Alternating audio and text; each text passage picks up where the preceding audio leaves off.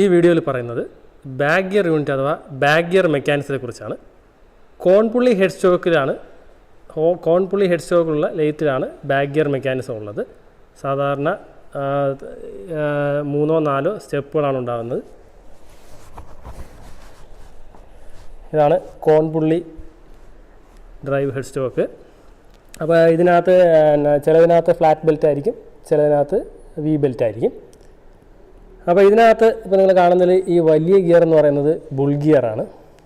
ഇവിടെ ഒരു ചെറിയ ഗിയറുണ്ട്, അതിന് പറയുന്ന പേര് പിനിയൻ ഗിയർ എന്നാണ്. അപ്പോൾ ഇത് സാധാരണഗതിയിൽ നമ്മൾ വർക്ക് ചെയ്യുമ്പോഴത്തേക്ക് നോക്കാം, ഇതിപ്പോൾ മെഷീൻ ഓൺ ആകുമ്പോൾ ഇതൊരൊറ്റ യൂണിറ്റായിട്ട് കറങ്ങുന്നത് കാണാം. അപ്പോൾ എന്നാൽ ഈ പിൻ ഇവിടെ ഒരു എൻഗേജിങ് പിന്നുണ്ട്.